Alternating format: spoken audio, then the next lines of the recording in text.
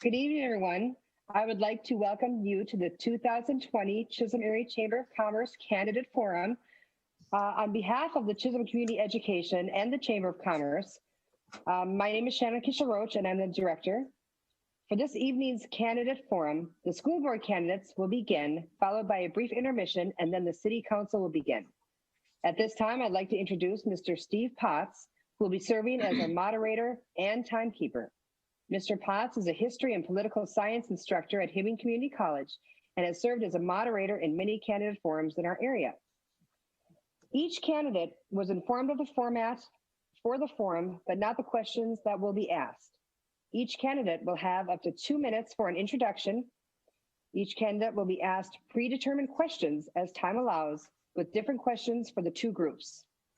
The order of the candidate responses will be shifted around by the moderator. Each candidate will have up to 2 minutes to respond to each question. Candidates will get a 30 and then 10-second warning for each 2-minute period. If a candidate is still speaking at the end of the 2 minutes, Mr. Potts will say, "Excuse me, your time is up." Each candidate will then have up to 3 minutes to make a closing statement. Candidates, do you have any questions about the format? Not me. Okay, I will hand this over now to Mr. Potts. Well, thank you very much, Shannon. Thank you, candidates, for coming this evening. It's always a great idea before elections for candidates to share their views and their impressions. And we hope we won't give you questions tonight that are too difficult. We don't want anyone to run crying out of the room in the middle of our forum, so this is good. As Shannon said, I will vary the order of questions that are asked. Since Bob is unmuted, I'll start the first one with him, but I'll vary the order. This should give all of you a fair chance to think about the questions before you're answering them. We have a long list of questions. We won't obviously get through all of them, but let me start with this one, Bob. Okay. What do you see as the board's roles and responsibilities? Well, the board's role is kind of twofold. First of all, it's the board sets policies for the district. It also hires the superintendent, and the board approves resolutions and agenda items based sometimes on recommendations from administration. The board also has to finalize a budget. So we finalize a budget based on information given to us by the superintendent and the business manager. The board also negotiates contracts with teachers and with non-certified people and at will and administration. So it's a full spectrum of duties that a school board has to perform. Thanks. Thank you. Clarice, same question. What do you see as the board's roles and responsibilities? The main role of the school board is the policy, or the policy makers of the district, and to see that the policies are followed. Our other main duty is the hiring and firing of the superintendent. And then also we are to be fiscally responsible to make sure the school is run within the fiscal responsibilities and to follow all the state rules and laws. And just to make sure the superintendent is running our district as as he or she is supposed to be. Because the superintendent is responsible for all the teachers and the administration, the principals, and the principals are in charge of all the teachers. And the teachers are in charge of the students. Thank you. Danielle, the same question? So I feel that the school board's main role is, again, like was said, the policies, we're in charge of making sure those policies are all up to date. And then making sure that the staff are all, our biggest thing is we're making sure staff and students are being well taken care of too. That's students are a big thing in our schools. Again, the board, we're negotiating contracts, we're hiring and firing the superintendent. We're kind of keeping an eye over everything and also taking in what the staff, superintendent, business office tells us, because we also have to keep track of that budget and making sure our school is staying within the means that we're supposed to. Okay. We have a lot of duties. It's a wide range as a board. A lot of duties and responsibilities. Thank you. Clarice, let me give you this one first. What attributes and behaviors are essential for successful school board members? Well, first thing is you need to be a team player. You need to be able to listen to everybody, and you have to be, to communicate. When things come up for discussion, you have to, there's always about 6 sides to every story. There's many angles. You have to listen to all the different angles, and you have to try to weigh, the different consequences and look at all sides of the situation. And once the board makes a decision, even if it's not the way you thought it should be, you need to support the way the board went. It's everybody goes, when the board votes, you all work towards the same goal.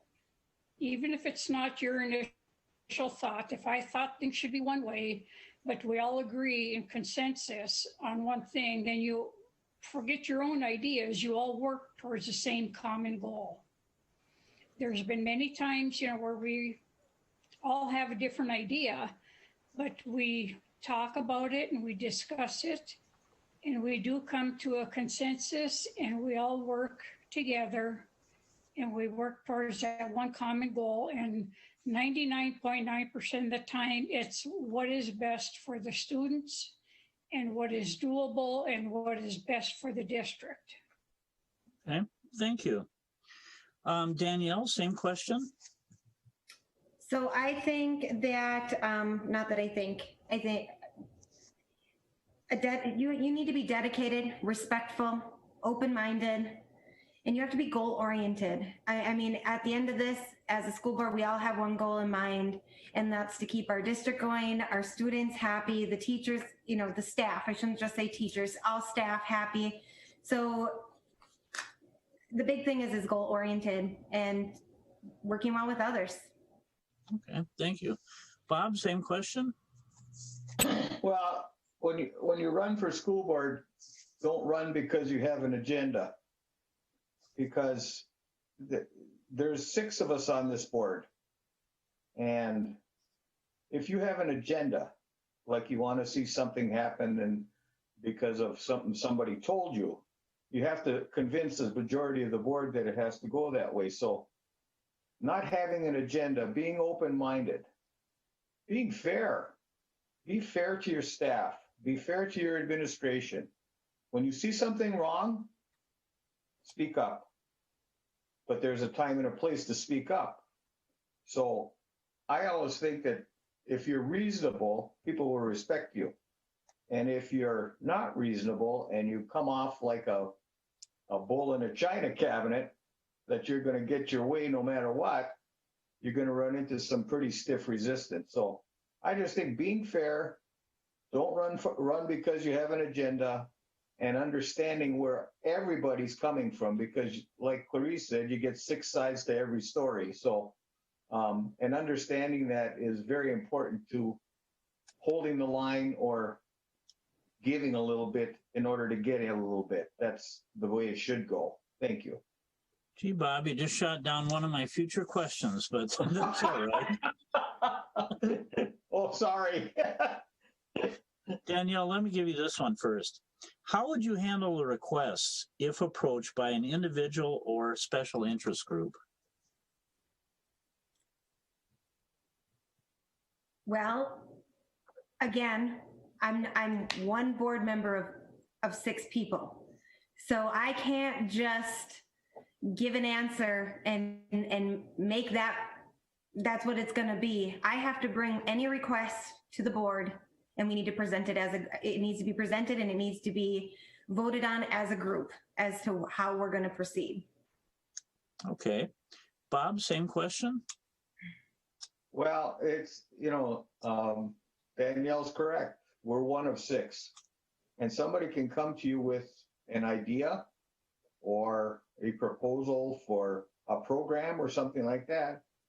And frankly, what we should probably do is run it through the superintendent. The superintendent runs the school on a day-by-day basis. So I would get this information. I would go to the superintendent and say, Janie, here's what these people are proposing, and I want you to think about it and then bring it before us if you think it's worth it. So, and again, we have to get a majority of the board to agree. Okay. So, thanks. Thank you. Clarice, same question? Well, if an individual came to me with a request, I would listen to what their request is. And if it seemed like it was something worthwhile and, plausible and feasible, I may ask them, different things like how they were proceeding to fund it. And, I may ask them a few questions about it and, how it would be funded and how they thought it would be a doable project. And if they had a group or someone to sponsor it, if it's like we've had people maybe interested in building a bigger gym or starting, I don't know if they want to bring archery in or, just whatever, how they would do it. And if they had a group interested in doing it, how they would do it. And if they wanted to make a presentation to the board, or if they've talked to an administrator or the athletic department about it, whatever the request was pertaining to. And if they'd be interested in making a presentation to the board and bring it up that way, that, just as a board member, I have no right to make a decision, but if they were willing to talk to other people about it and make a presentation to the board regarding it, then that would be their right to do so. Shannon, the numbers show upside down too. Oh, well, the glitches we have. All right, let me give this one to Bob first. Bob, if elected, what will be your top 3 priorities as a school board member? Well, first priority for me is to try to, through collaboration with other districts, to expand the offerings that we give in Chisholm. Now, I'm not interested in making, I am interested in keeping Chisholm an independent district. That being said, we have things in our curriculum that some districts on the range do not have. There are other districts that have things in their curriculum that we can't offer because we don't have enough students to take it. So here's an example. If you had 5 kids that wanted to take chemistry, and you can't run a class with chemistry for 5 kids, where can we send them, or where can we get them to while maintaining our student count so they get that class? And that's one of the biggest priorities for me. The second thing is to maintain our buildings. And our superintendent has done a very good job of maintaining our buildings, the infrastructure of the building, the integrity of the buildings. And the third thing would be, to see if there's a way that we can financially be able to add some more teachers to get some more subjects and maybe reduce our class sizes even farther. Thank you. Okay, thank you. Danielle, same question. So one of the main goals, and I think this kind of weighs heavy on all of us right now, especially those that are currently on the school board, main goal is working through the confusion that COVID has caused us.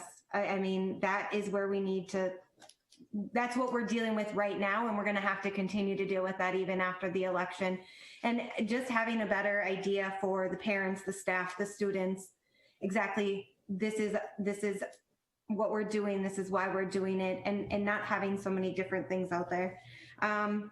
Again, looking at collaboration, but looking at it as keeping Chisholm as they need to have their own identity. We need to keep the Chisholm Blue Streak at Chisholm Blue Streak. The other thing is also, the updates that the building has had, we need to continue with those updates. There's been many done, many that I've heard of coming that they want to do that we're looking for funding for, and we'll continue to work towards that. Just making it a better school all around for all those that are in there and learning and teaching and working there. So. Okay, thank you. Clarice, same question? Well, yeah, the main thing would be to conquer and get over this entire COVID. That would really be nice, and be able to get the kids all back in school face to face with their teachers. So every parent and every child and every teacher, everybody feels safe and secure, and continue to expand on the curriculum. And that's working with the Central Schools Consortium that Bob was referring to with the curriculum, and continue with the Safe School projects. And yeah, we're working on our goals and missions. We're updating all that. So just do everything we can for the kids, keep them safe and secure, and offer them the best classes we can. Okay, thank you. This one is kind of tied in, and I'll give this one to Clarice first. How would you improve the quality of education offered by Chisholm schools? How would I what? How would you improve the quality of education offered by Chisholm schools? Improve the quality of education. Well, I guess sometimes you wonder about some of the, you'd have to try to, if there's a problem with the climate in the schools, the discipline factors and the method of the teaching. Some teachers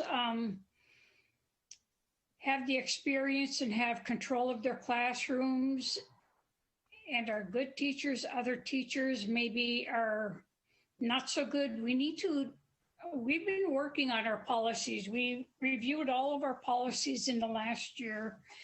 And what I'm trying to do, or what we're trying to do with our policies, is to just make them an outline and write more for procedures on them, so they're not, leave the discipline to the administration and not put the discipline so much into the policies.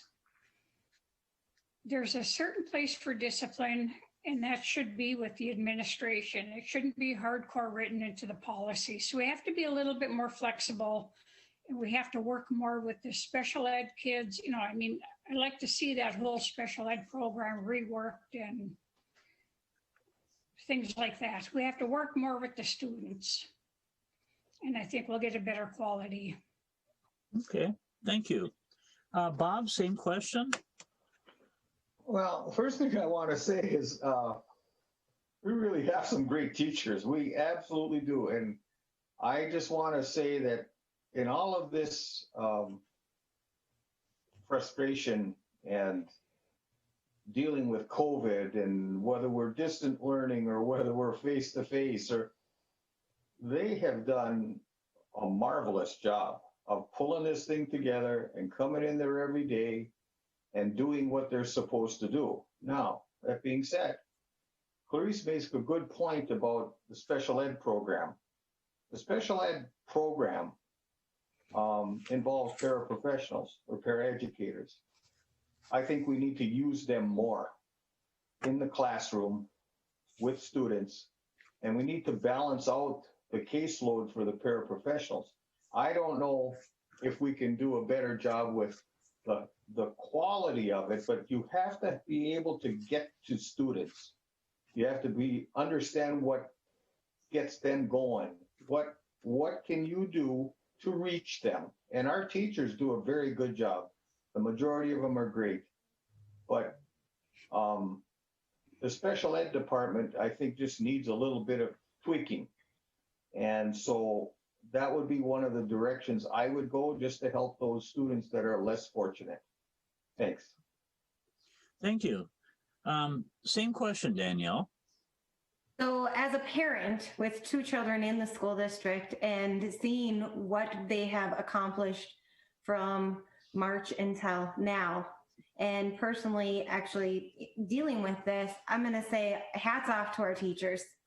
They were never trained to teach the way that they're teaching. They have done an amazing job. The paras have been helping incredibly. I mean, what we're seeing in Distant Learn is it's just hats off to them. The quality in our schools, I think, for what we're currently going through, I think they're doing a really, really good job. I think they are working really hard, and there's always areas in our schools that always are going to need a little more work. It's just the way it goes. There's teachers that may feel they need a little more work. I mean, with technology, that's going to be our biggest thing at this point, is how do we get the technology? How do we get the technology to every student out there, regardless of where they're at, you know, one of the top readers, one of the lower readers in the class? How do we get that technology to them? And I think that's one of the things that we need to work on, because in this time, technology is a huge thing in our lives, and we need to figure out how to get that to them. Okay, thank you. Danielle, this next question to you first. How can the board be made even more accessible to the community? All of our information should be on the website. Currently, I know that my name's not on there, so updating that would be a good thing. You know, just having it public, who is on the board. We're all here to listen. We're all here. We can't fix every problem, but you know, the community, the teachers, everybody needs to know, as a board, we're here, and they need to have easy access to finding our info, our emails, our phone numbers need to be out there, whether that be on the website, Facebook. You know, we have a Facebook page that gets a lot of action out there.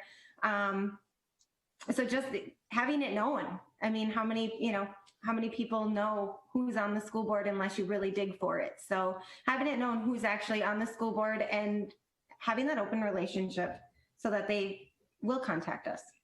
Okay, thank you. Clarice, same question. Well, with the most of the community or the board is listed, I believe, well, in the handbook, in the student handbook, they have listed the board members and our phone numbers and our addresses. So, but yeah, like Danielle says, if you don't have a student in school that has the student handbook, a lot of the public doesn't know who is on the school board. And sometimes the students don't bring the handbooks home. They don't make it that far, like a lot of their papers don't. But yeah, and it should be public. It is on the website. And I believe in minutes in the paper when they're published, it's listed in there too. But it just should be. And some of the community members know when they come to the board meetings, they know who's on the board. And now that the board minutes, our board meetings are broadcasted on the website, they do know, and our addresses, if they call the school, they do tell them our addresses and our phone number. That is all public information. Okay. Bob, same question. Well, I'll tell you, Clarice and I have been on this thing for quite a while, and I had an incident several years ago where I was getting phone calls at 10, 11 o'clock at night, and it's part of the job. Okay, I've lived in Chisholm my whole life. People pretty much know who I am, and I think they know where I stand. But one thing that you have to do is, if somebody stops you and asks you a question, and if you know the answer, give it to them. If you don't, say, okay, I don't know what that answer is, but I'll find out and I'll let you know. Because it's not wrong to not know everything. I'm serious. It's not, because I think I can speak for Clarice. We learn something every day, and I know Danielle is learning too. So just, being accessible out in the community, you run into people, talk to them. They have a question or a complaint. 9 times out of 10, they don't come with some praise, but talk to them, listen to them, see what you can do for them, and just let it be known that you are available. Thanks. Thank you. Well, now we get to some of the tougher questions. Not that the others weren't tough, but these are interesting. Bob, let me give you this one first. You just look like you're eager to dive into something a little tougher. Bob, what should the board do to address the district's legacy costs, pensions, health insurance, and retiree costs? Well, what we have done is we established an OPEB fund, and OPEB means Other Post-Employment Benefits, which basically takes care of our retiree health premiums. So we have done that. Generally, before that, we were paying the premiums for the retirees right out of our general fund. And at one time, if I remember correctly, it was up to about $750,000 every year. So we established this OPEB fund, and thanks to our business manager, we found out that we could take money out of it to the extent that we need to cover the employee, the retiree health insurance premium. We did not know that before. So for instance, if we have $250,000 in premiums that we have to pay, we can take it from that fund. And, we pay it out of the general fund, and then we replenish it with the OPEB money. Other than that, we have cut off retiree benefits for anyone hired after 2003. However, we did establish a health savings account for all those employees. And hopefully that will give them a good chunk of money when they retire, because they won't have the school insurance and things like that. They'll have to buy their own. So that's a couple of the things that we've done, and it's worked out pretty well. Okay, thank you. Clarice, same question. Can you repeat the question?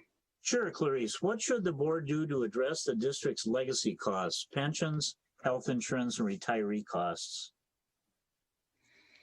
Yeah, okay. So like Bob said, we've done quite a few things already, and we've done it for administration also, that any administrator who has started after whatever 2008 or 2015 doesn't get the insurance for life. With the price of the insurance and things like that have changed. It used to be, even like the mining companies and everything else, it used to be something they could afford, giving them insurance for life. But that's just unfortunate and unrealistic right now to be able to do that. But we've given them the option for the health savings accounts and the VIBAs and, things like that. And we've got our retirement accounts, our post-employment benefits account is all taken care of. So if everybody who's eligible for the retirement packages who started before 2003 decides I'm going to retire today, we have it in the bank and they're all set. We can pay them off, and we're still up and running. We're not going to have to lock our doors and fold up. And so I think we're in good shape right there. We followed all the GASB rules and, taken care of all that. So we're in good shape there. I don't think right now there's not a lot more we can do at that point. Okay, well, thank you. Danielle, same question. So being that I am a new board member, I'm going to be completely honest. I still need to sit down with the business manager because of everything that has been thrown at us, all the plans we need to come in, everything that we needed to prepare for this school year. And I'm also on the distant learning committee. So what we needed to do, I never got a chance to actually sit down with the business manager yet to talk about that. I have heard that we do have what Clarissa and Bob have said. I know that we have those plans in place. As for what more or what little we can do, until I sit down with the business manager, I can't answer that question fully. Okay. Well, Danielle, unfortunately, you get the next one, and that one will also perhaps throw you a little loop here. Danielle, should the schools need additional funding, how would you approach obtaining this money? So we have a superintendent and a business manager that I know work really great together in helping our school districts get the funding that they need to keep us where we're at. We currently, right now, we're not in a deficit. So I guess as a school board, we're going to see what kind of grants and what funding we can get. And I know that our business manager and our superintendent lead us in that direction and help us to make the decision that helps our budget. Okay, thank you. Bob, same question. Well, could you say it again? Sorry. Sure. No, Bob. Should the schools need additional funding, how would you approach obtaining this money? Well, everybody talks about a levy referendum, and, there are times when you need it. Now, as far as what we've done, we've had referendum drop off, which lowers people's taxes. So if we went out for a levy referendum and just renewed it, it would be tax neutral. That being said, there may be a need to increase the levy referendum amount. So if it's there, if we feel that we need to, and the superintendent and the business manager will tell us what the deal is, what we need to show our taxpayers is, okay, if you have a $75,000 home, here's how much your taxes are going to go up on the school side. If we do this, So I am a big proponent of grants wherever possible, wherever we can get grants. And our superintendent has done a great job of securing grants. She's done a wonderful job. But there may be a levy referendum, and we don't know that yet. We're just kind of in the process now of seeing if we need one. So those are the ways that I would try to secure more funding for our district. Okay, thank you. Clarice, same question.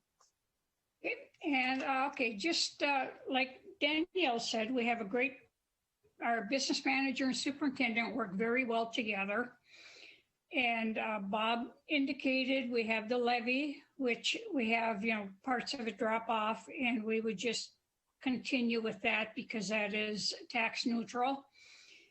We do have a business manager who watches and goes out for grants. She watches a lot for matching funds or things where we can do in kind, so much for work and get matching grants, in dollar value. We've been in a situation where we have, and unfortunately back in like 2003, I believe it was, where we had to make $750,000 in cuts because we were in a pretty bad deficit, or, we're double deficit, and we had to cut spending, but we haven't been there for quite some time. We've been doing very well. So hopefully we won't be needing additional funding because we've got a business manager and a superintendent who have been watching the dollars and the money flow very carefully, but hopefully we can just do it with the grants and the levies and matching funds. Okay, thank you. Let me toss this next one back to you, Clarice. Okay. And this is a little longer one. Increased demand for resources and declining enrollments mean doing more with less. What school programs or services might need to be reduced or eliminated, and what programs are underfunded and should be better supported? Well, not so much underfunded, but if we'd get that federal reimbursement a little sooner than a 2 or 3 year lapse, that certainly would help. And I know it just seems that for some reason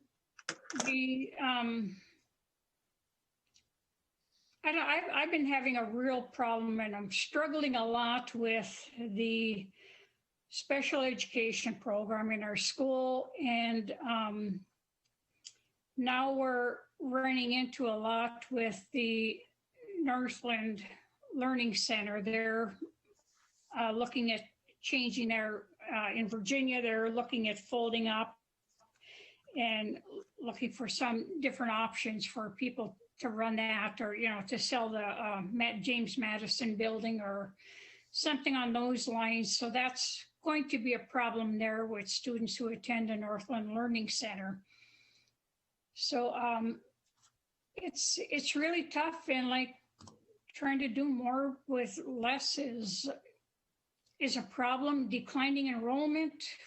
I think Chisholm is rather fortunate because we're kind of staying pretty stable. We're kind of leveled out, and we're holding our own per se, but depending what the state does with the funding and what year, if they use our current enrollment numbers with the COVID, it's going to be tough for every district because the enrollment numbers are down so bad.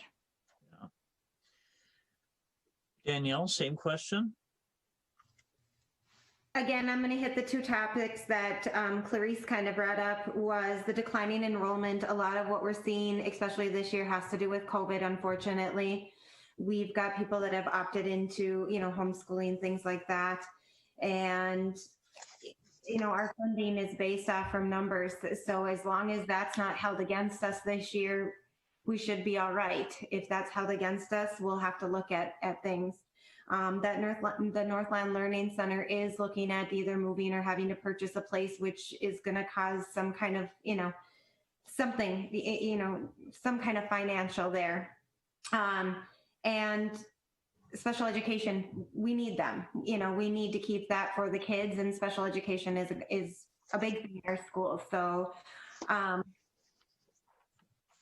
think those are the two areas that as my short term on the board that I've seen, we could pray that we're not, you know, COVID numbers aren't held against us, and we can hope that, you know, something happens with this Northland Learning Center. Okay, thank you. Bob, you get the last word. Well, I'll tell you what, a couple of years back, we were 1.35 million in the hole. And we had our high school principal leave to go to Hibbing to become their superintendent. We did not replace him. Now, that's about $100,000 with benefits and salary and all that stuff. So in order to balance your budget, what our business manager and superintendent did is they went out and found areas to cut and not people to cut. So I'm proud of them for doing that. Nobody lost their job in Chisholm, nobody. So the other thing is you go out and you kind of research things, like, for instance, our garbage pickup. We were with Waste Management for several years, and they had a good rate. And then one of our guys in the grounds crew went out and did a little research and found out that we can save $40,000 by having the city pick up our garbage. Hooray! Wonderful! Thank you for that. the other thing is, you know, we have our own buses. And I would like to keep our own buses, because once you contract that out, then that escalates too. So if we can hang on to our own buses and find enough drivers, we should be okay. As far as cuts, boy, I don't think we need to cut anything, to be honest with you. There's no room for cuts. So we live with what we have until we don't have enough to pay everybody, and then we got a problem. So that's my thoughts. Okay, well, thank you. Shannon, do we have time for one more question? Yes, I would say that we do. Okay. This is one that was added in at the last moment, and it's kind of a timely question given what's been going on in the last couple months. Let me toss this one to Clarice first and then Danielle, and finish up with Bob. Last week, the COVID case rate for Greater St. Louis County schools was 25.5. MDH guidelines recommend K through 12 move to hybrid learning. The elementary school and one class at Vaughn Steffensrud have moved to distance learning due to an outbreak. Those students have no sports and extracurricular activities. Why are Chisholm schools not making more changes to prevent COVID outbreaks? Data suggests changes need to be made, yet little has been done. Well, from the information we have received, we have not had any COVID cases in our school and in grades 7 through 12. And I just had gotten an email here from the superintendent today regarding our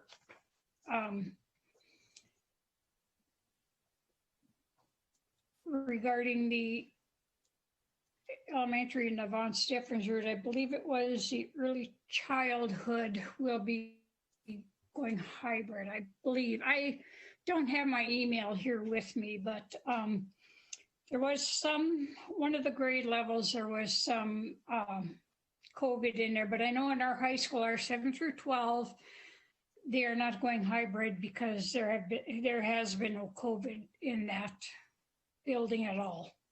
Okay. So I'll just leave it at that because I know that is a fact. Well, thank you. Danielle? So I was recently in on a meeting, and the Minnesota Department of Health really suggests that kindergarten through 6th grade stay face-to-face for as long as possible. Kindergarten through 3rd grade, that is their most detrimental years to their social development. Social development cannot properly be done via the internet. So they suggest doing it, you know, keeping those kids face to face. The other thing is yes, we have had one 3rd grade class. We currently have a preschool class that is out on distant learn due to a COVID case. 7th through 12th grade, no cases. The Vaughn, so 4th through 6th grade, they have had 2 students. The rest have all been adults. So our big thing is we've got to keep those adults protecting these kids so they can stay in school as best that they can. We as a school are taking every single precaution necessary. We just had a company come in and swab. We're still waiting for that test result to come in because we have cleaning schedules. They have strict cleaning schedules. I'm confident in the fact that those schedules are being met. I'm confident in the fact because we have had those positive cases in those classrooms. None of those classrooms had an outbreak.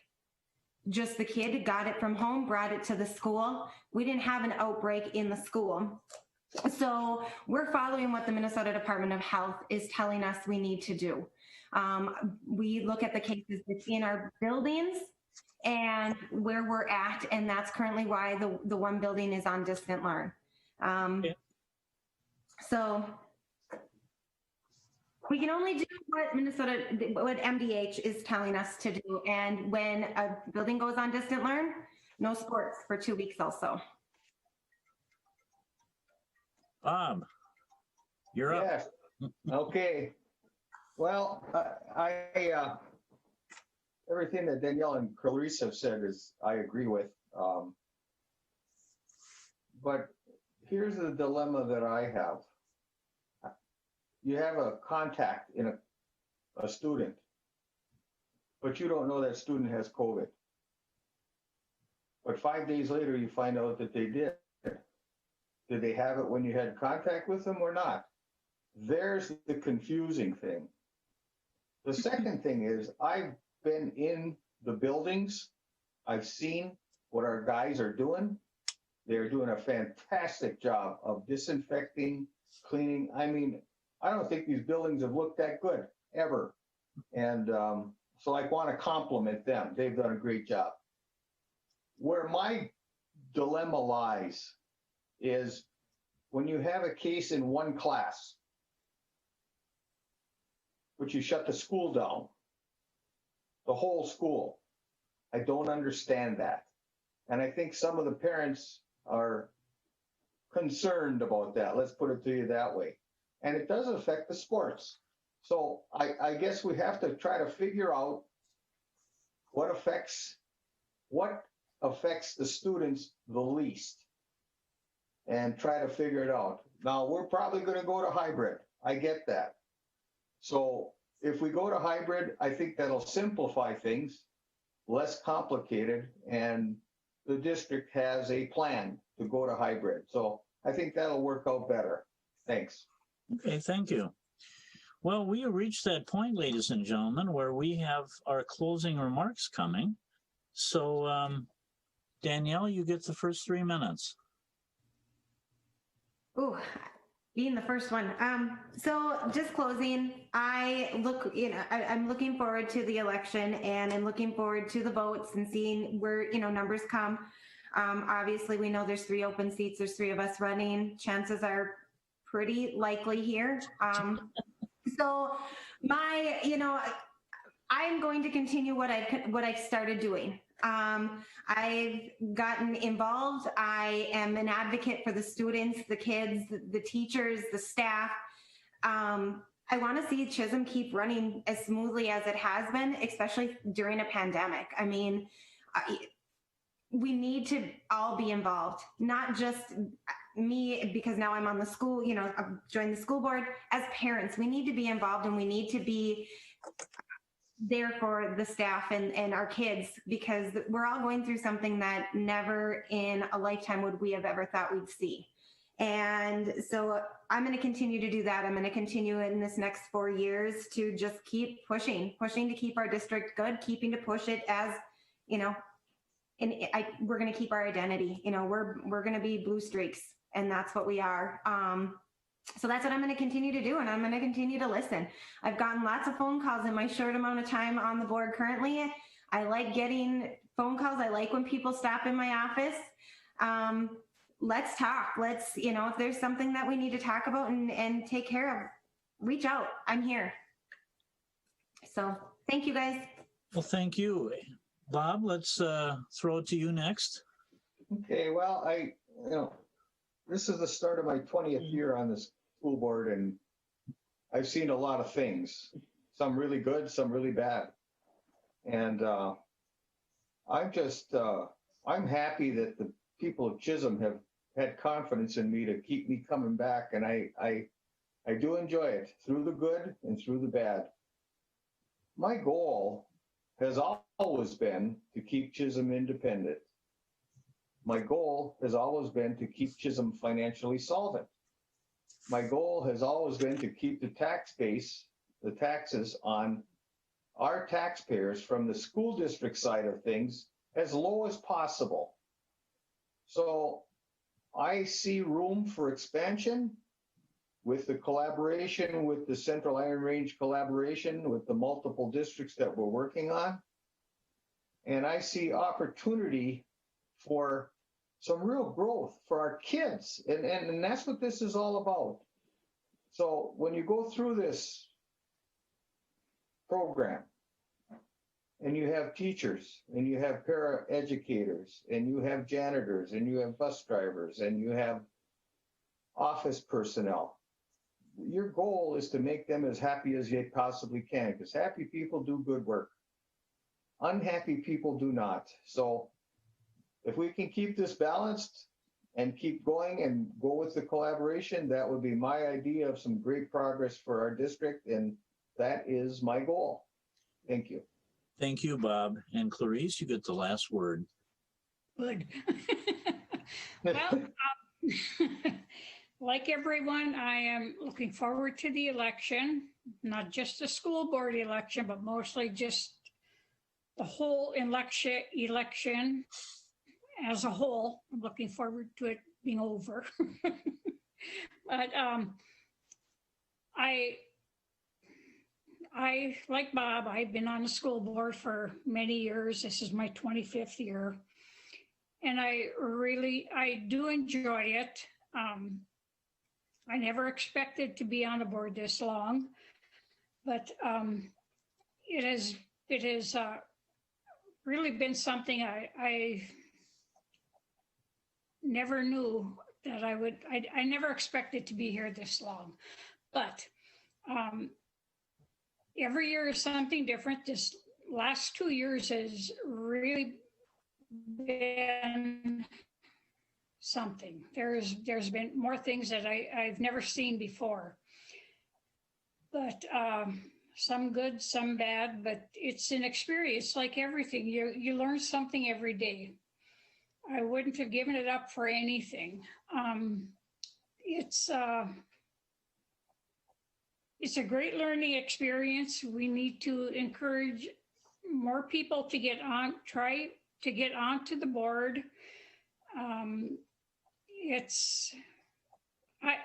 I enjoy it. I've gone through the entire policy. I've got two of the newer board members who got in 2 years ago on a policy committee with me, and we've gone through all the policies, and we are starting that cycle again to continue updating the policies. But I just enjoy it, and we need to keep our school district going and be creative. And as I said, we're going to be working on a new goals and vision, a new strategic plan, and we will be looking for community members and parents. So please keep that in mind. So when you see the information coming out, to be sure you sign up to help with it, because we need community and parent involvement to keep our school district going. Thank you. Thank all three of you very much. I think it's wonderful you are willing to do public service in an era when many people are not. And I wish all three of you the best. I'd say with 3 open slots and 3 candidates, your chances of getting elected are pretty good this time. So I think we're all looking forward to Tuesday night, and I'm sure all 3 of you are as well. So thank you again. Thank you. Thank you. Yep, and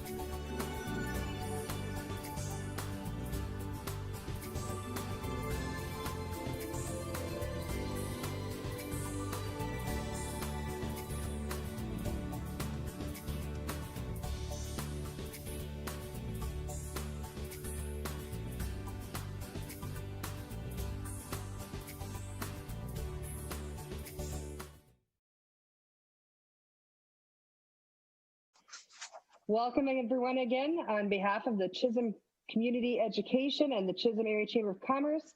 I'd like to welcome you to the 2020 Candidate Forum. Again, I'm Shannon Kishel-Roach. I'm the director of the Chisholm Area Chamber of Commerce.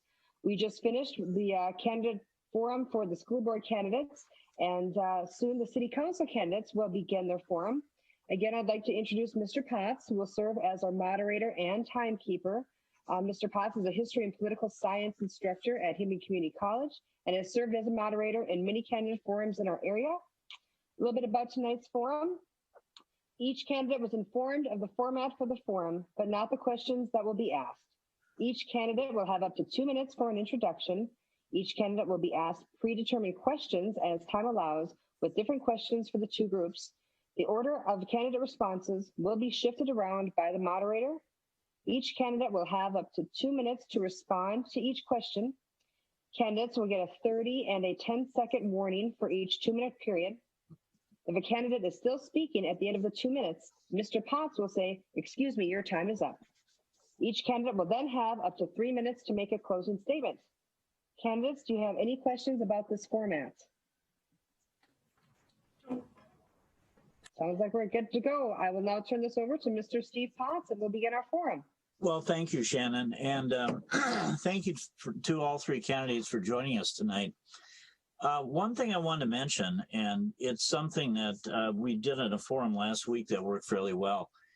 If you want to go back, and one of the things with a forum, you're always thinking of things as you're answering the questions. And then 2 minutes later, you go, oh my God, I should have said. If you want to use part of your last 3 minutes to go back to something that you answered before and make an addition to that, I would encourage you to do that. You know, use the time if you choose. Well, Travis, we'll toss you the first one, if you wish. Travis, what qualifications and experience make you an excellent candidate for the Chisholm City Council?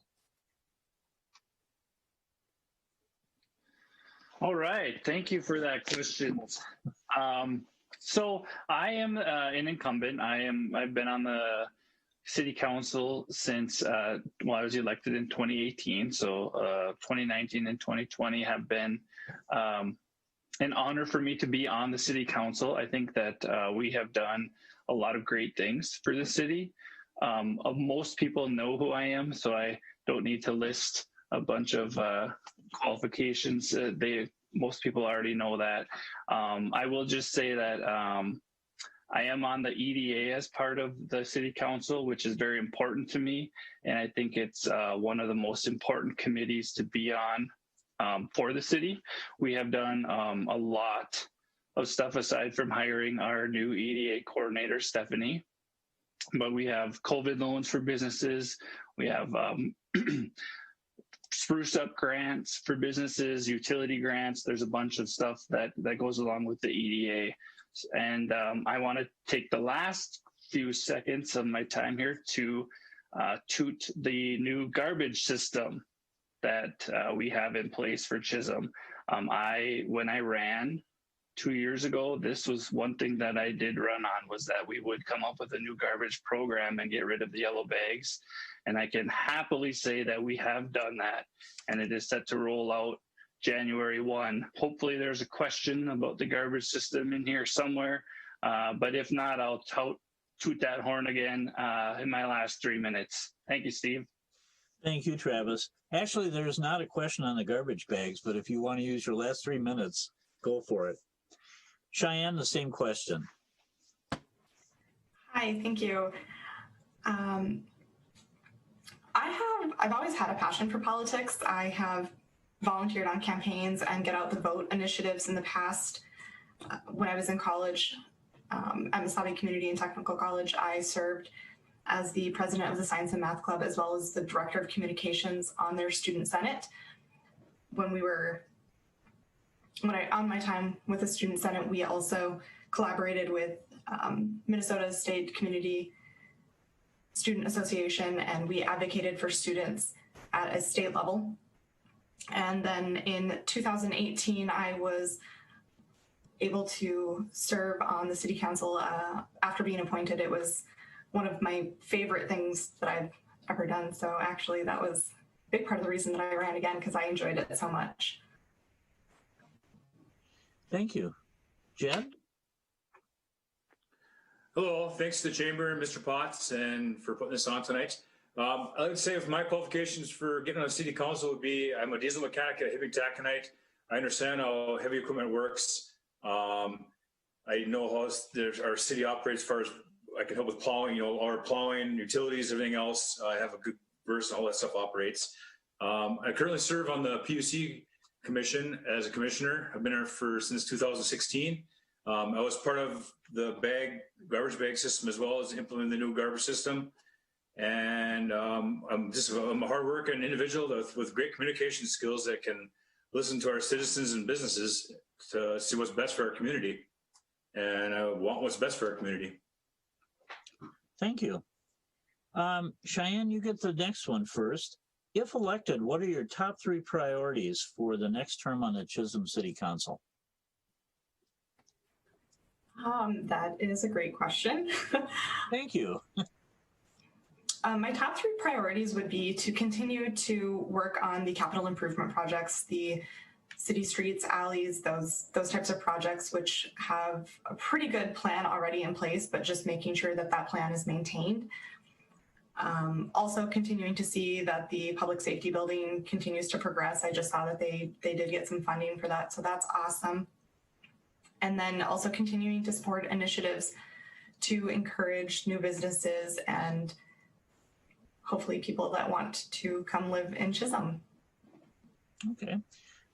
Travis, same question, your top 3 priorities?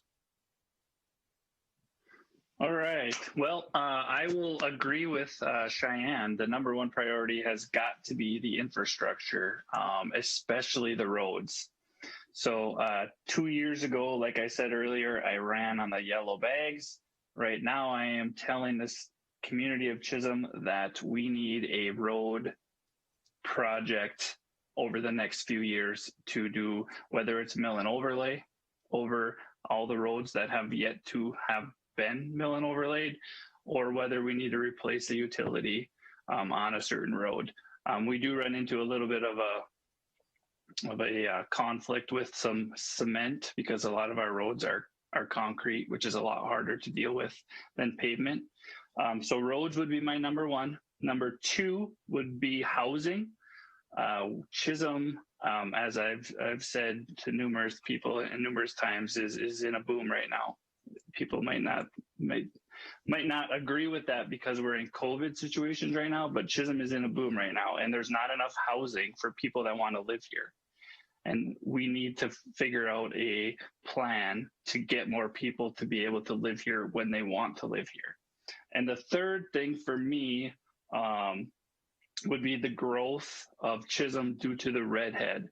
That Redhead mountain bike park, just since the soft opening in June, has brought in 18 to 20,000 people for bike riding. Now we're going to get that on a yearly basis and then a lot more. So we need to make sure that we are ready, our businesses are ready for that population, and we are ready as a city as well. Thank you. Jed, the same question? Okay, my number 1 priority is public safety. I think we need to support our police and fire departments with their new facility they're building. We need to make sure that's 100% operable and to all their specifications they need. Communicating around, door knocking around the city. I've done tons of door knocking. I've talked to several people, and one of the main priorities is streets. Our streets and alleys are horrible in this town. Just like Travis and Cheyenne said, we do need to get a plan, an aggressive plan. And myself have been networking with doing politics lately, working with campaigns, building relationships. We need to have an aggressive plan to talk to these people, how we can get funding with minimal exposure to the taxpayer. And the third thing would be new businesses. We need to talk to new businesses. We need to reach out to the communities that are booming, how we can get new businesses in here, how we can get more families to move in here to run these businesses. And communication is key. And talk to our current businesses, how we can expand them, if they want to expand, what they need to as well. Thank you. Jed, back to you on the first one, first person on this question. Because downtowns serve as the engine for local economies and also represent the image and the character of Iron Range cities, what will you do to preserve and grow our downtown? I guess communication is key. All the business owners know what it takes to run their businesses and what we need to do to expand them to keep our downtown growing and growing. I just say communication and actually following through. So if you're asked a task to do something or whatever you want to do, just communication and follow through with it, I would say. Okay, thank you. Travis, same question? So one of the nice things about being on the council currently is we've hired a couple of consultants. Gary Showquist, he's a mountain bike specialist. We've hired him to come in and talk one-on-one with businesses, meet with them, get them ready for the Redhead, which, like I said before, is going to boom this city even more than it already is booming. And these businesses need to make sure that they're ready for that. And so Gary is going to do a great job. We also had some EDA consultants, Wayne Kangas and Becca Anderson, and they went door to door talking to businesses about what their needs are. So we do have that information. We look at it from an EDA perspective at our meetings and also at the city level. And we are there to help. We've been lucky enough to get some COVID funding that we've been able to get money to the businesses through that. So we've been able to help them as much as we can through this pandemic and then into the future as well with Gary and preparing them for what's coming with the Redhead. Okay, thank you. Cheyenne, same question? I agree. I think asking the business owners what we as a council can do to support them, listening to that feedback and following through on it. One thing that I like about our downtown are the decorations that we do for the holidays and the flowers in the summer. And it's something that I didn't realize how uncommon it was until I all of a sudden noticed it. And so it's little things like that I do think make an impact. Thank you. Travis, let's throw this one to you first. What, if any, changes should be made to the city budget to provide relief for Chisholm taxpayers or additional funds for other programs? Great question. The all wonderful budget. So it's no secret that budgeting is hard. We always have to make cuts every year. We try to find grants where we can get grants, but even those sometimes are hard in the world today to get. One thing that we struggle the most with is our infrastructure and capital improvement projects, because we do not get reimbursed from the state or the federal government at a very high rate. And so that's where the bulk of our spending comes into play is in capital improvement projects. So we have to be very strategic. We have a 10-year plan that our engineer created of capital improvement projects. And if one jumps the other one in a year due to a utility break or something, that's where the majority of those funds go. But we have a great staff. We go through the budget line item by line item with them. We find out the needs, and we also look at one thing I really like that we've been doing is looking at investment projects. So it's not just spending to spend. We're spending it as an investment. It might pay off in a year. It might pay off in 6 years. So, you could take the LED upgrades that we did. We upgraded all over Chisholm. Those were not budgeted, but what they do is they're an investment. There's a 1 to 2 year payback, and that's just one example. Okay, thank you. Cheyenne, same question.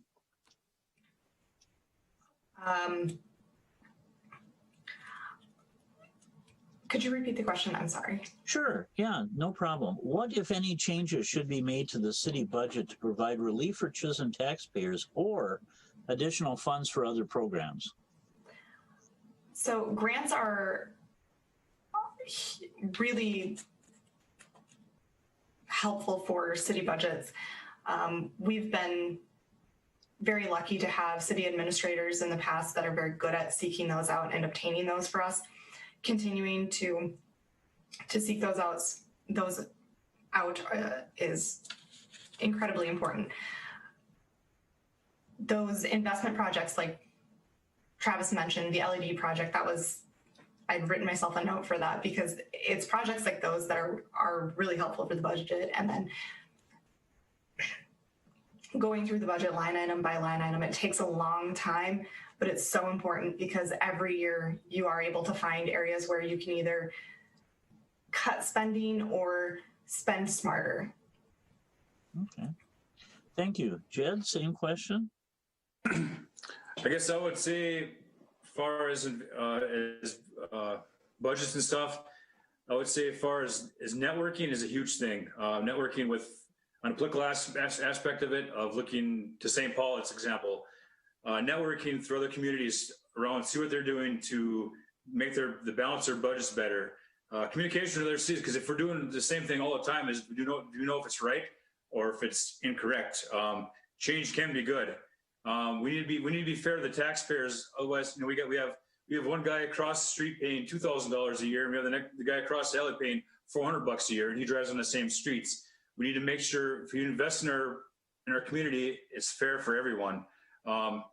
Investment projects, like you guys are saying too, is like the campground, for example. That's an awesome investment. I think it's going to pay off. The bike trail, it's going to pay off. And also grant writing. There's several grants out there we always talk about. We need to reach out and talk to people how we're going to change this. How can we get a good grant writer in here to get that right grant? So. Thank you.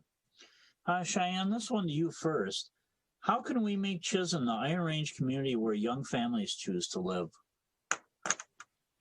I love this question. As a young family living in Chisholm, one of the main reasons that we wanted to buy a house here was because the housing is affordable. It's quality housing. And like Travis said, it's hard to find houses in town. They do not stay on the market for very long. So I think that piece is already going for us, but just making sure that we're showcasing how beautiful our town really is and the area surrounding it. We live in a gorgeous area.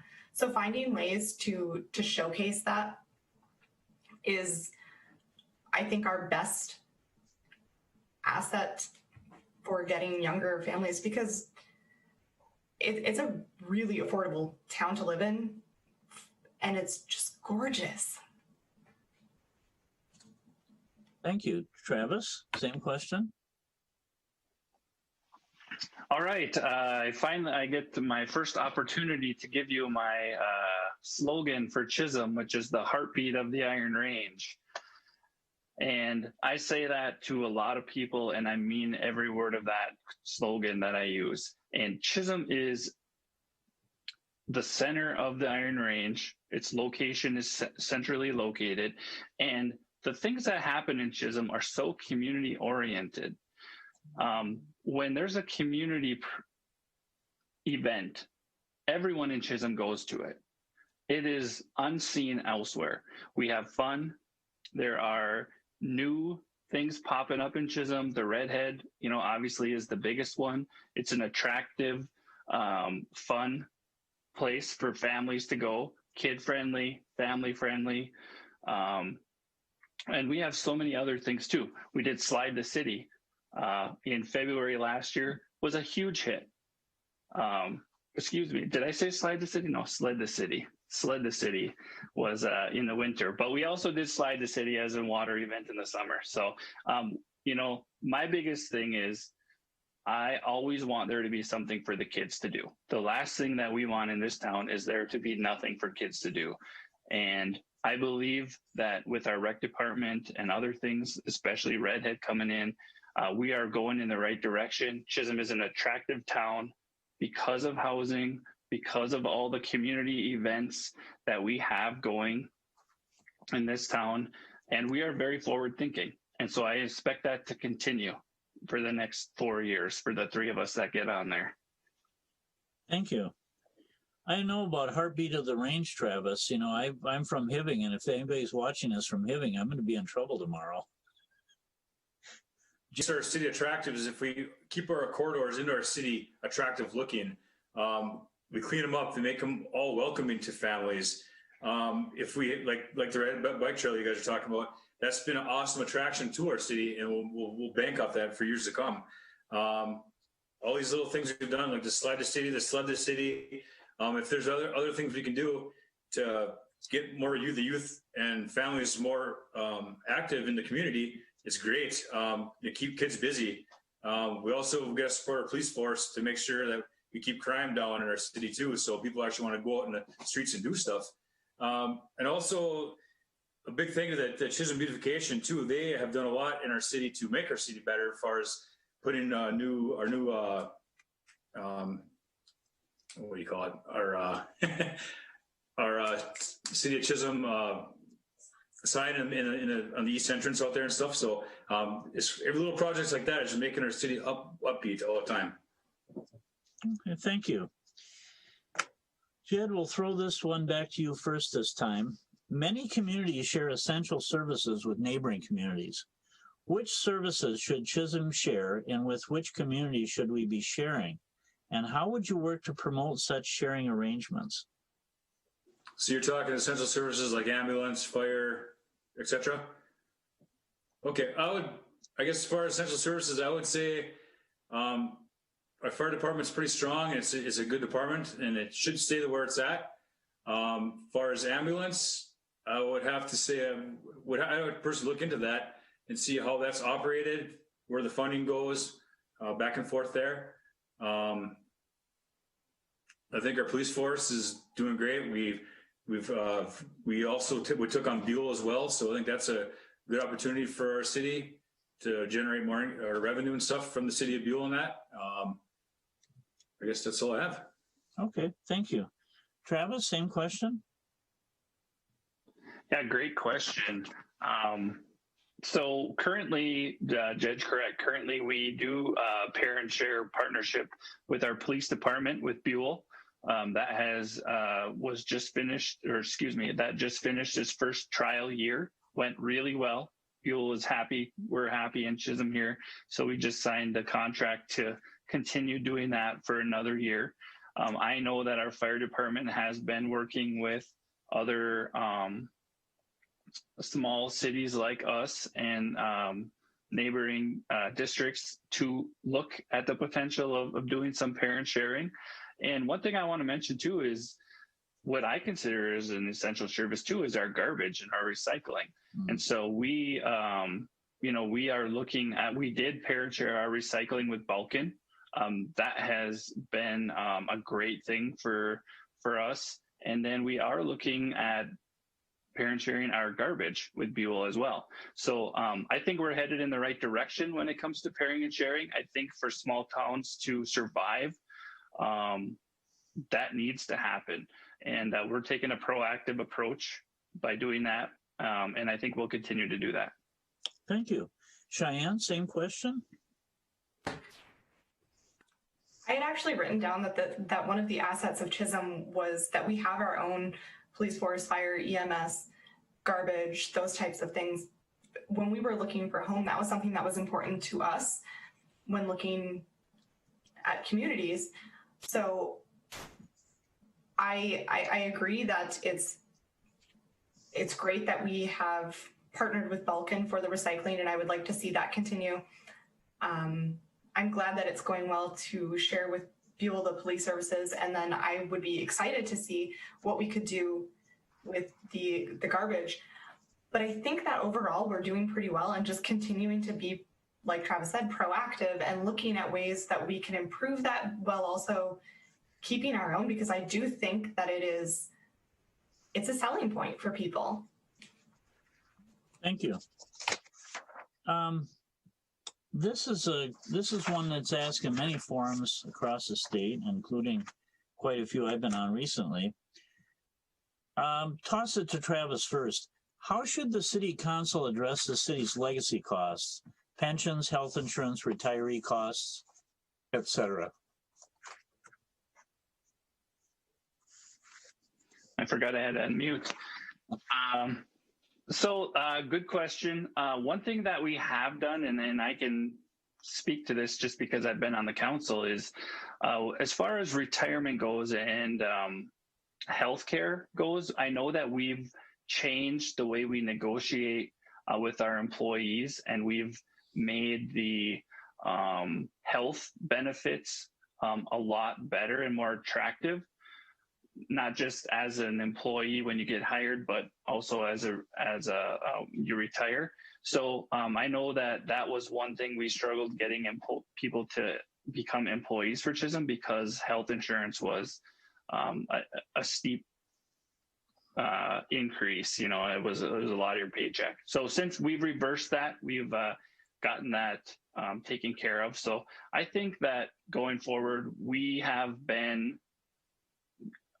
always taken care of our employees, and that's why they stay here, and there's longevity in Chisholm. And I think that we offer competitive packages for the retirements, as well as making sure that the city survives as well.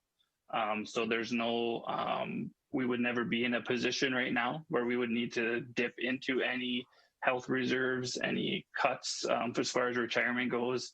The city's doing pretty well right now. So I think that we, compared to other cities on the range, I think we're in good shape with our retirement and other benefits that we offer. Okay, thank you. Cheyenne, same question. When I was on the city council, we were in the midst of negotiations, and the healthcare piece was a big part of that conversation. I take pride in being a community that does provide good benefits for our employees, and would continue to support that. As far as the legacy costs and what the city can do with that, I honestly would have to look more into that, because it's been a bit since I've really dug into the budget piece of it. So I'm not comfortable saying anything more specific about that, because I just don't know right now, but I do have a note for myself to look at it. Okay, well, thank you. Jed, same question. Okay, I'm a union member. I think contract negotiations it's an art. With the proper training and knowledge of what we're looking for, because legacy costs affect every business, every city across the country. And with the proper training and communication with different vendors when it comes to insurance or whatever else. And also, like I always, big on communication here with other cities, how they operate and how they operate their legacy costs. That'd be a huge thing. I think you look at the fire department example, they have their own relief association for their retirements, you know, so that's kind of dealt in a separate deal. But as far as legacy costs for pensions and everything else, I support that fully, but we just need to look at our tax dollars and how it's going to affect the city long term, and just have the proper knowledge and to look into it. Thank you.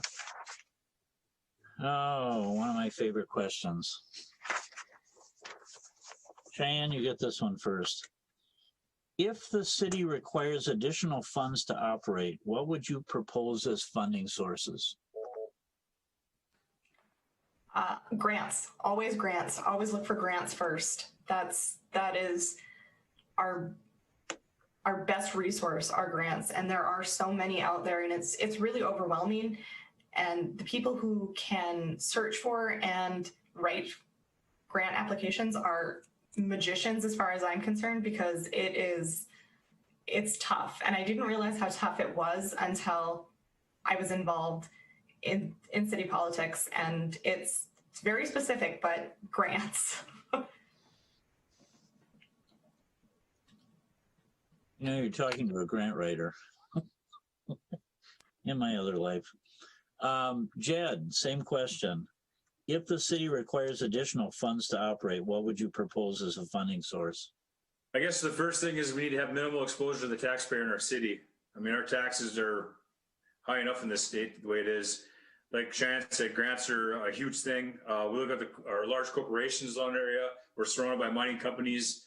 All these mining companies have employees that live in our communities. We have the IRRB, other local resources, and also once again, having proper communication with people in our government above us, you know, for House reps or senators or governor, et cetera. So all these little things we can do for minimal exposure to the taxpayer. Thank you. Travis, same question. Steve, I'm going to have you repeat that for me just so I can make sure I got it right. Sure, no, that's fine. If the city requires additional funds to operate, what would you propose as funding sources? Okay. So, like I said a little bit ago, the city's doing okay right now financially. We're not in a position where we're in a huge deficit as far as spending goes. And like I said, the biggest expense that the city has is capital improvement projects. So branching off of that, Cheyenne and Jed are spot on with grants, especially when it comes to infrastructure. That's about the only break that you're going to get when you do an infrastructure project is going after some grants, whether it's through the state or through the IRRR. But I also think that we have taken the approach the last couple of years at the council, and how can we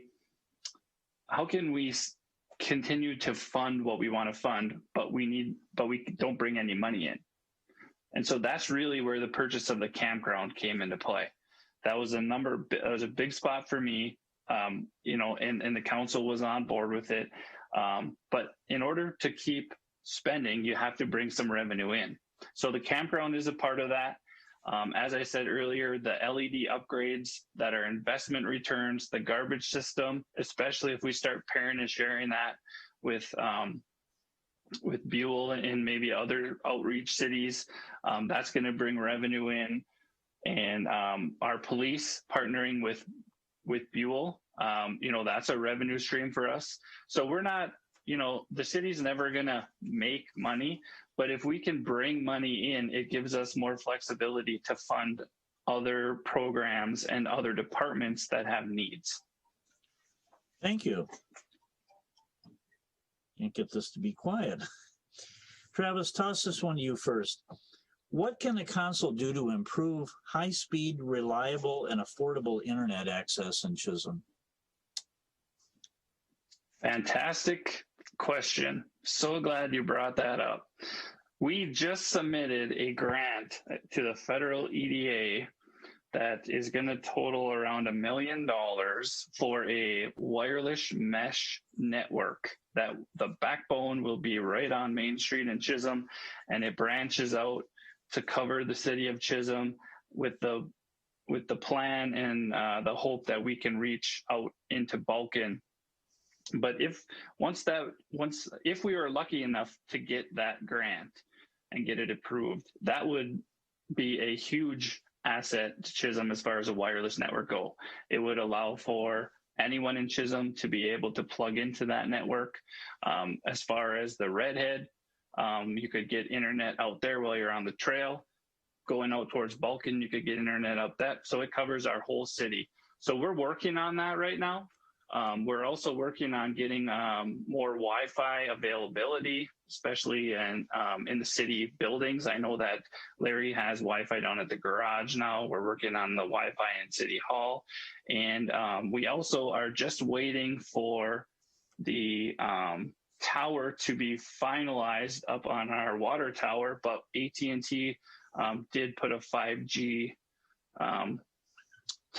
spot on our water tower. So, those that have hotspots, that would be a lot faster for them as well. Okay, thank you. Cheyenne, same question. So when I was on the city council, there was a broadband initiative that was being talked about. I believe it was from the IRRR.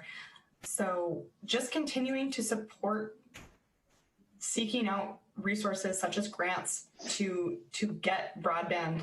There are many grants for rural communities specifically to get broadband access. So seeking those out and applying for them, that's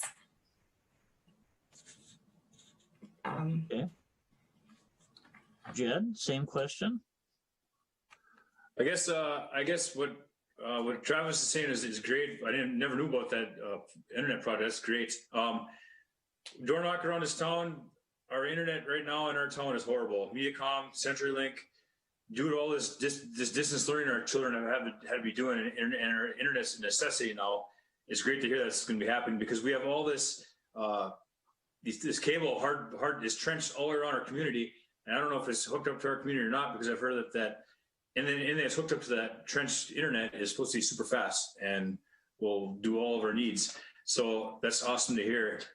And one thing I want to add too is when it came back to that revenue question we had prior, on our Public Utilities Commission, we did add the antennas to the water tower, which is also bringing like roughly over $600 a month for revenue too. So, Thank you. All right, Shannon, how many questions do we have time for yet? You actually could probably do about maybe 3 more questions, is my guess. Well, that's perfect. I have 3 more to ask. Cheyenne, let's toss this one to you first. What can the council do to bring to Chisholm sustainable jobs providing a living wage and health insurance that are not reliant on mining?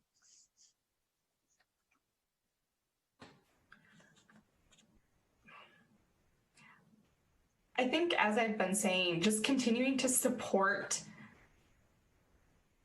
new businesses as they come to town, making sure that we are being supportive in any way that we can, trying not to be a barrier for that, because mining has been such a part of our community for so long. But we have a pretty great downtown full of businesses, and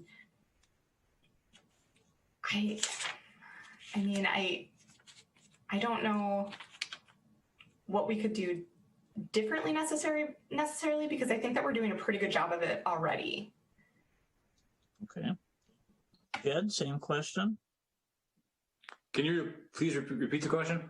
Sure. What can the council do to bring to Chisholm sustainable jobs providing a living wage and health insurance that are not reliant on mining?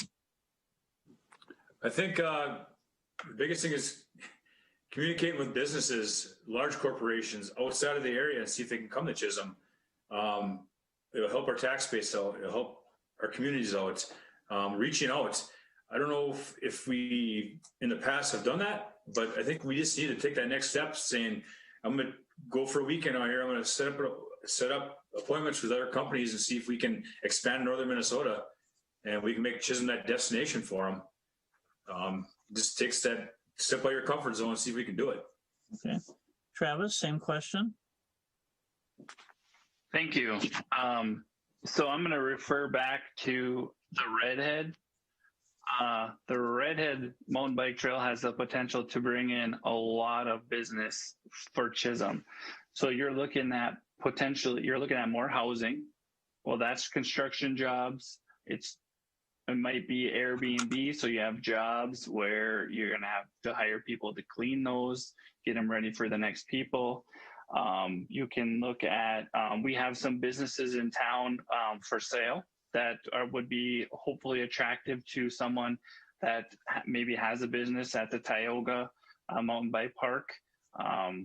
So we have options like that.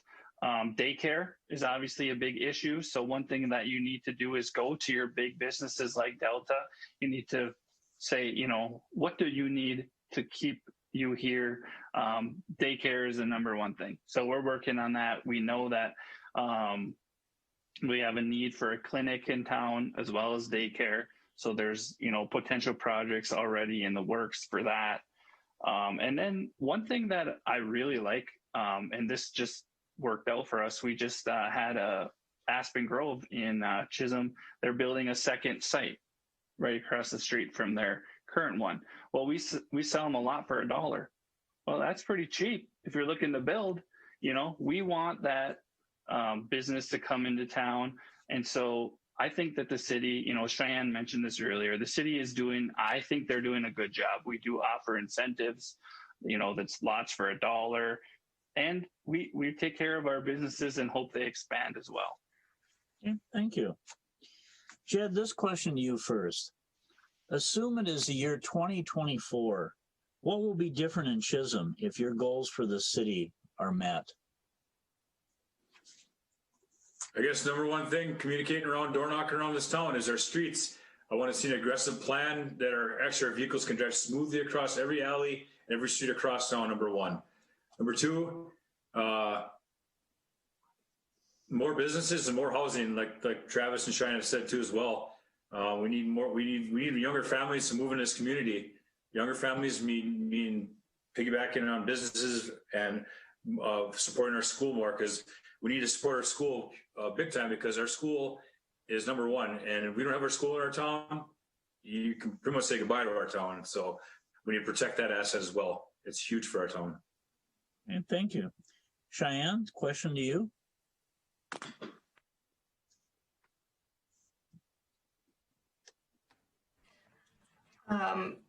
I would like to see us work towards becoming more sustainable. I think that when we look at renewable energy resources, those types of things, I know that that's not going to happen in the next 4 years, but taking steps to get there, because down the road it does save so much money. It is, I think, a great step to take.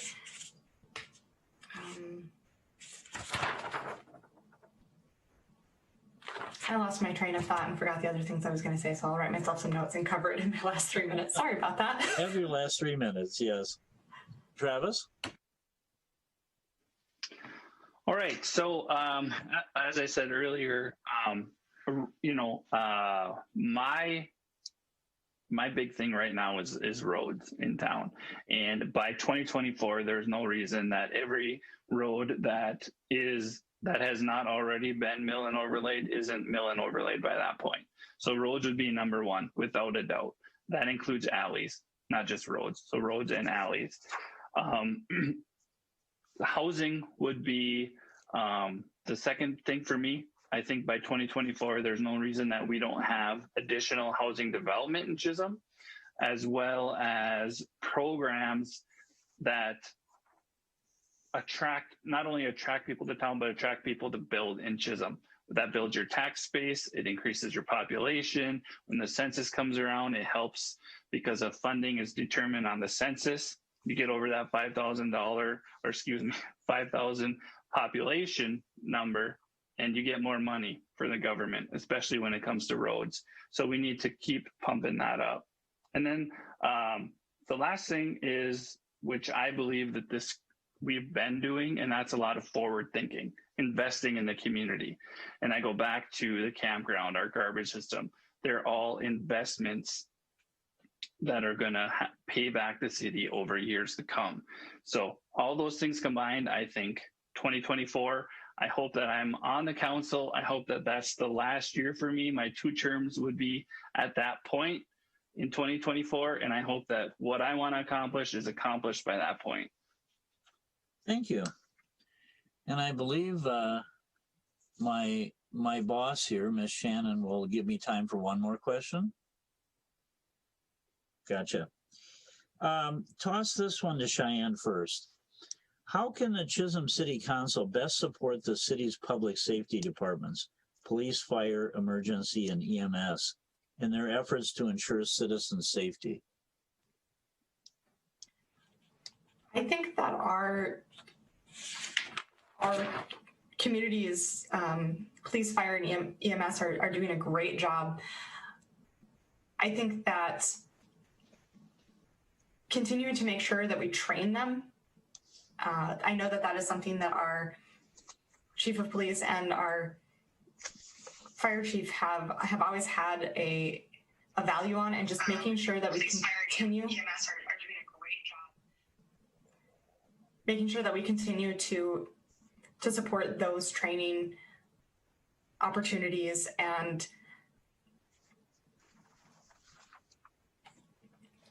sorry, I was getting a little feedback there. It was weird.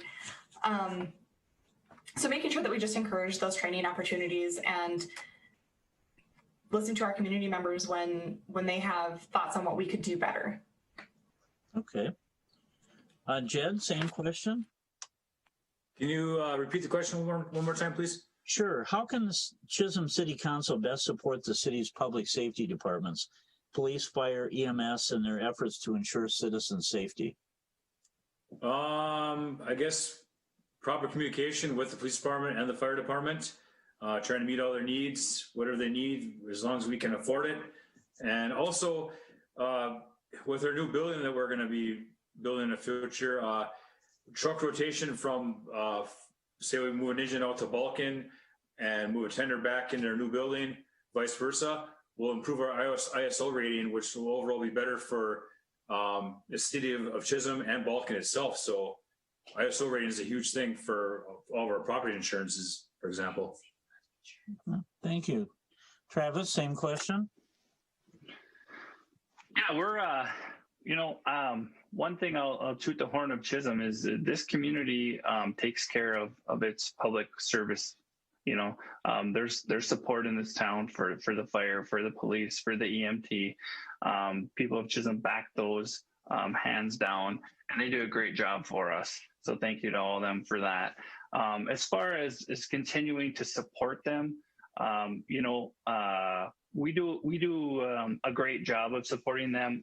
Budgeting wise, we take care of them first before we even look at other departments to make sure that those essential services get what they need and have what they need. Now, they might not get a truck every year, but oftentimes there's a new police rig and things of that nature. So we take care of them first before we cross other bridges as far as the budget goes. And I think that's a testament to the respect that they have in our community. So between that and just continuing to pair and share and using our essential services to help other communities, branching out. I mean, our fire department is the second biggest as far as attending calls. They're like the second biggest number of calls next to Hermantown. Well, if you compare our city to Hermantown, there's a huge difference. But our fire department is very active when it comes to that. Our police department, parent sharing with Buell, that went super well. We're continuing that. And our EMT services, we get a quarterly report from them, and they are often very busy as well.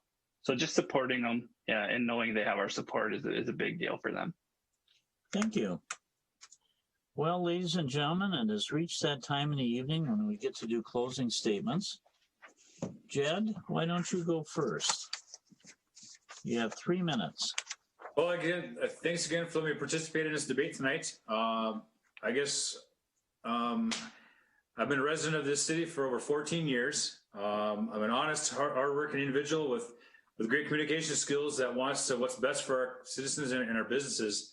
I like what the current council has done for our city, and I hope to be part of it to move it forward into the future. Thank you. Cheyenne? Thank you to Mr. Potts and to the Chamber for hosting this event. I really appreciate this. I think that I'm really excited to potentially serve on the City Council again. I've always had a passion for politics, which is why I've been involved in it for so long in so many different ways. I would love to see our community continue to improve with those capital improvement projects such as the roads and the alleys and our public safety building, continuing to support our local and any prospective businesses, and just be an advocate for our community and our community members.